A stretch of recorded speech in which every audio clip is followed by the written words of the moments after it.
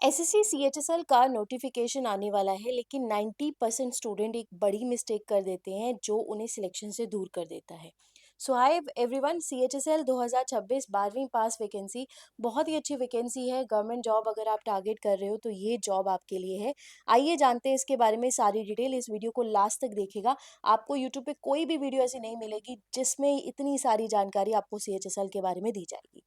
चलिए स्टार्ट करते हैं। सबसे पहले हम ये जानते हैं कि सीएचएसएल की वैकेंसीज कितनी आने की संभावना है।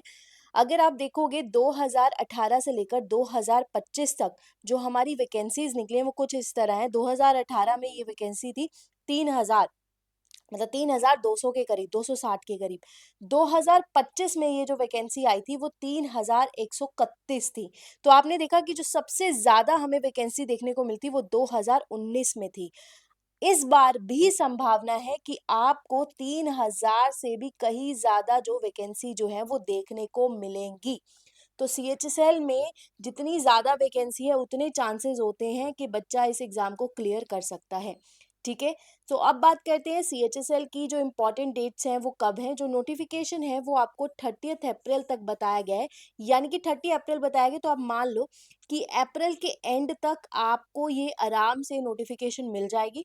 एप्लीकेशन आपकी 30 अप्रैल तक स्टार्ट हो जाएगी। लास्ट डेट जो है वो 31 मई बताई गई थी, और फी पेमेंट के लिए भी ये, बट ये बच्चा चेंज हो जाते हैं क्योंकि ये आपकी टेंटेटिव डेट्स होती है। तो हम एक तरीके से मान सकते हैं कि भाई जो हमारी वैकेंसी है, ठीक है, जो वैकेंसी हमारी आ रही है वो एक तरीके से क्या है कि कम ही, मतलब इसी फॉर्म में इसी टाइम पे हमें मिल जाएगी। उसके बाद यहाँ पर अगर आप देखोगे एसएससी सीएचएसएल 12वीं लेवल में एलिजिबिलिटी जो है हमारी 12वीं पास होनी चाहिए। ठीक है, आप 12वीं पास हो तो आप इस फॉर्म को फिलअप कर सकते हो। कैलेंडर का जो नोटिफिकेशन है वो अप्रैल में निकलेगा और एग्जाम आपका जुलाई और सितंबर में होगा, यानी कि आपके पास बहुत ही बचा कम टाइम बचेगा। अब इसके बारे में कुछ डिटेल्स हम कवर अप कर लेते हैं। सबसे पहले यहाँ पर हमारी एजुकेशनल क्वालिफिकेशन जो है वो क्या हो सकती है इसके बारे में बात कर लेते हैं। देखो, अगर आप डाटा एंट्री ऑपरेटर यानी कि डीईओ और डीईओ ग्रेड ए के लिए भरना चाह रहे हो, जो कि ministry of affairs and consumer affairs and food and public distribution में आता है, तो आप एटलीस्ट आप +2 स्टैंडर्ड आपका पास हो जाना चाहिए। ठीक है, आपका रिजल्ट आ जाना चाहिए। अगर आप LDC JSA DEO grade A except DO department in ministry, तो 12वीं स्टैंडर्ड पास होना चाहिए आपको साइंस स्ट्रीम में विद मैथमेटिक्स। तो ये बहुत इंपॉर्टेंट है कि अगर लोअर डिवीजन क्लर्क के लिए अगर आप कर रहे हो और डीईओ के लिए कर रहे हो, वो साइंस आपका स्ट्रीम पास होना चाहिए विद मैथमेटिक्स। तो कितने अटेम्प्ट सीएचएसएल में आपके अलाउड होते हैं ये भी मैं आपको बता देती हूँ। सीएचएसएल में जितने अटेम्प्ट आप देना चाहते हो आप दे सकते हो 12वीं के बाद, बट यहाँ पर एज लिमिट रखी गई है। जैसे जनरल कैटेगरी के लिए हमने 27 साल रखी है, ओबीसी कैटेगरी के लिए हमने 30 साल रखी हुई है, एसटी और एसटी कैटेगरी है 32 साल। तो यहाँ पे कोई फिक्स अटेम्प्ट नहीं है, जितने मर्जी आप अटेम्प्ट दे दो, बट आपकी जो एज है वो इसी में होनी चाहिए। उसके बारे में बात करते हैं इसकी एप्लीकेशन फीस के बारे में। जो एसएससी सीएचएसएल की एप्लीकेशन फीस है वो आपकी 100 रुपये है। ठीक है, तो वुमेन्स के लिए, एससी एसटी के लिए या फिजिकली हैंडीकैप्ड के लिए कोई फीस यहाँ पर नहीं रखी गई है। इवनली एक्स सर्विसमैन के लिए भी कोई फीस यहाँ पर नहीं है। अब बात करते हैं इसके एग्जाम पैटर्न के बारे में कि इसका एग्जाम कैसे कंडक्ट होता है। तो सीएचएसएल में 2 टायर होते हैं। ठीक है, एसएससी सीएचएसएल में, जैसे एसएससी सीएचएसएल का जो टायर फर्स्ट है उसमें क्या होता है कि आपको 4 सेक्शन होते हैं। एक होता है जिसको जनरल इंटेलिजेंस, यानी कि हम इसको क्या कहते हैं, this is a reasoning part. One is general awareness जिसको आप जीके जीएस भी कह देते हो, और एक होता है आपका मैथ्स एंड एक होती है इंग्लिश। अब इसमें क्या होता है 25 25 25 25, यानी कि टोटल 25 25 क्वेश्चन आते हैं। 100 क्वेश्चन आपको आएंगे। एक क्वेश्चन आपका 2 मार्क्स का होगा, तो आपका 50 50 मार्क्स का हर सेक्शन होगा, तो टोटल आपको 200 मार्क्स जो है पेपर आपको 200 मार्क्स का आएगा। इसके लिए आपको 60 मिनट्स दिए जाते हैं। टाइम बहुत कम होता है, तो टाइम मैनेजमेंट इसमें बहुत बड़ा रोल प्ले करती है। और अगर आप स्क्राइब हो, यानी कि फिजिकली, मतलब आपकी आईसाइट नहीं है, तो आप किसी और से पेपर लिखवा रहे हो, तो आपको 80 मिनट्स जो है वो मिलते हैं। उसके बाद एक होता है टायर 2, टायर 2 जो होता है उसमें नंबर ऑफ क्वेश्चन 135 होते हैं। जब आपका प्रीलिम्स यानी कि ये जो पहला एग्जाम है वो आपका क्लियर हो जाएगा, फर्स्ट एग्जाम आपका क्लियर हो जाएगा, तो आप सेकंड पार्ट में आ जाओगे। सेकंड पार्ट, अब सेकंड जो आपका पार्ट होगा ये वाला होगा, सेकंड जिसको हम टायर कहते हैं। इसमें टोटल कितने क्वेश्चन होंगे? 135 क्वेश्चन होंगे और ये 405 मार्क्स के होंगे। अब कैसे होंगे मैं आपको बताती हूँ। जैसे इसके लिए 2 घंटे 15 मिनट दिया जाता है सेशन फर्स्ट के लिए, प्लस सेपरेट सेशन सेकंड के लिए आपको अलग से टाइमिंग मिलता है। एक सेशन में आपको क्वेश्चन सॉल्व करने होते हैं और एक में आपको क्या करना होता है, टाइपिंग टेस्ट देना होता है, तो वो एक ही दिन होता है। अब जैसे सेशन फर्स्ट में आपका मैथ्स आता है, 30 क्वेश्चन आते हैं 90 मार्क्स के, तो आप देख सकते हो कि इसको 3 से मल्टीप्लाई किया गया है, तो यानी कि 3 नंबर का एक क्वेश्चन होता है। रीजनिंग में 30 क्वेश्चन आते हैं, अगेन इसको 3 से मल्टीप्लाई करोगे तो 90। इंग्लिश में 40 क्वेश्चन आते हैं, हम कहते हैं कि 120 क्वेश्चन। जनरल अवेयरनेस में 20 क्वेश्चन आते हैं और इसमें भी आप 3 से मल्टीप्लाई करोगे तो 60 आ जाएंगे, ठीक है। कंप्यूटर नॉलेज भी होता है, इसको 15 क्वेश्चन आते हैं जो 45 मार्क्स के होते हैं। और स्किल टेस्ट होता है, टाइपिंग टेस्ट, ये क्वालिफाइंग इन नेचर होता है, इसके लिए आपको 15 मिनट जो है वो आपके दिए जाते हैं। तो यहाँ पर एक पेपर सेशन जो है आपका फर्स्ट होता है, सेशन और सेकंड होता है। सेशन फर्स्ट के लिए आपको 1 घंटा दिया जाता है, सेशन सेकंड के लिए आपको 1 घंटा दिया जाता है। देन आपका कंप्यूटर नॉलेज के लिए आपको 15 मिनट दिए जाते हैं और इसमें टाइपिंग टेस्ट के लिए भी 15 मिनट। तो computer knowledge and typing test एक साथ होगा जो 30 मिनट्स का होगा और ये आपका 2 घंटे का होगा। तो इस तरीके से आपका पेपर जो है कंडक्ट किया जाता है। जब आप इस सबको क्लियर कर लेते हो फिर आपका जो है डॉक्यूमेंट वेरिफिकेशन होता है।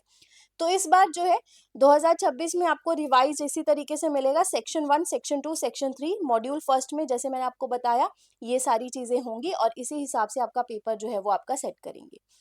अब यहाँ पे हमने जो है टाइपिंग टेस्ट के बारे में बात नहीं की है, वो मैं आपको बता देती हूँ। 15 मिनट का जो टेस्ट होगा डाटा एंट्री के लिए आपको 8000 की डिप्रेशन चाहिए पर आवर, ठीक है। यानी कि अगर आप बात करो आपकी जो स्पीड है इंग्लिश में टाइप करने की वो 35 वर्ड पर मिनट होनी चाहिए और हिंदी में 35 वर्ड पर मिनट। तो इसके लिए मैं आपको कहूंगी कि अगर आप जितनी जल्दी हो सके टाइपिंग अगर आप सीख लो तो बेटर रहेगा।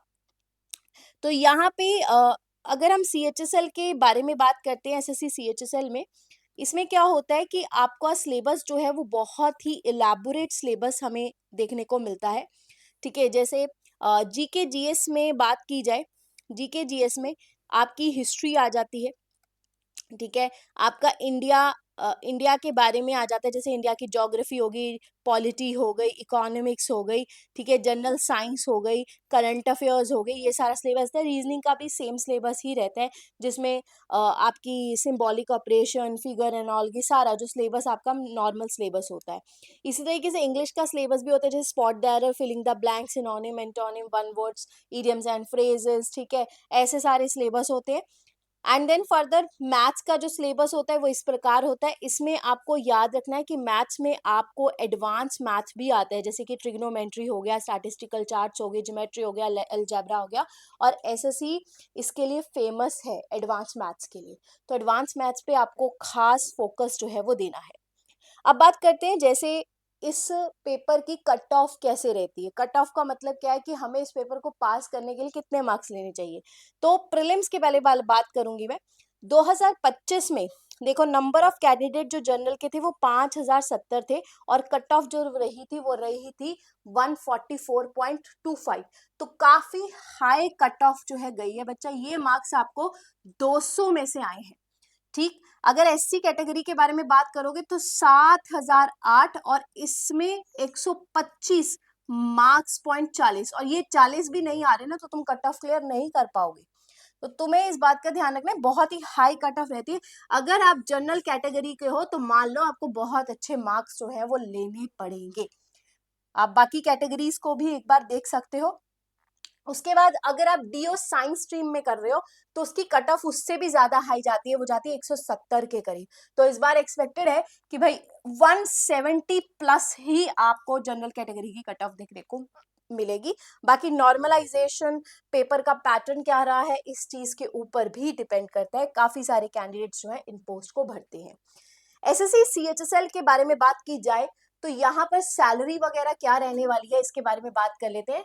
तो ये अगर आप देखो LDC के लिए, लेवल 2 के लिए अगर आप जा रहे हो तो 19,900 से लेकर 63,200 तक रहेगी। डीईओ के लिए अगर आप देख रहे हो 25,500 से लेकर 80,000 तक रहेगी। मतलब आप एक लगा सकते हो कि आपका जो सैलरी रेंज है वो 25,000 से स्टार्ट होगा, 70-80 तक जाएगा। बाकी डिपेंड करता है कि आप कौन सी सिटी से बिलोंग करते हो। XYZ सिटीज होती हैं, जैसे जो बहुत ही अच्छी सिटीज होती हैं उनमें सैलरी पैकेजेस जो हैं वो काफी अच्छे होते हैं, क्योंकि वहां पर खर्चे भी तो होते हैं ना। तो यहाँ पे आपको HRA, हाउस अलाउंसेस, DA, जो महंगाई भत्ता होता है वो सब कुछ आपको दिया जाएगा। तो CHSL के बारे में अगर बात की जाए, if we talk about the CHSL, तो यहाँ पे आप देख सकते हो कि मैंने आपको एग्जाम पैटर्न भी बता दिया, मैंने आपको ये भी बता दिया कि क्या क्या चीजें आपको पता होनी चाहिए। अब मैं बताती हूँ उसकी प्रिपरेशन आपको कैसे करनी है।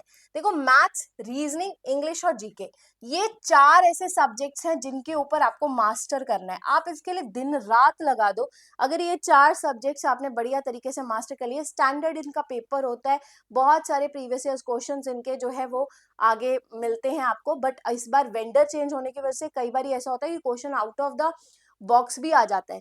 तो बट अगर आपको ये 4 सब्जेक्ट्स बढ़िया तरीके से आते हैं तो आप बढ़िया तरीके से इस एग्जाम को क्लियर कर सकते हो। अभी से प्रिपेयर करना स्टार्ट करो, फॉर्म की वेट मत करो, क्योंकि फॉर्म जब आएगा वो बच्चे भी भरेंगे जिन्होंने पहले से ही इस एग्जाम को काफी बार दिया हुआ है। तो उस तरीके से आपको तैयारी जो है वो करनी है। ठीक है, सो यहाँ पे in the next upcoming video मैं इसका पूरा सिलेबस आपको बताऊंगी, कहाँ से टॉपिक से कौन से क्वेश्चन ज्यादा आते हैं, कौन से टॉपिक्स जो है आपको करने चाहिए। तब तक के लिए इस चैनल को सब्सक्राइब कर दो गाइस। ठीक है, सब्सक्राइब कर दोगे तो आपको बहुत सारी वीडियोस जो है वो आगे भी मिलती रहेंगी। So take care, have a great day, like कर दो, शेयर कर दो, गॉड ब्लेस यू ऑल।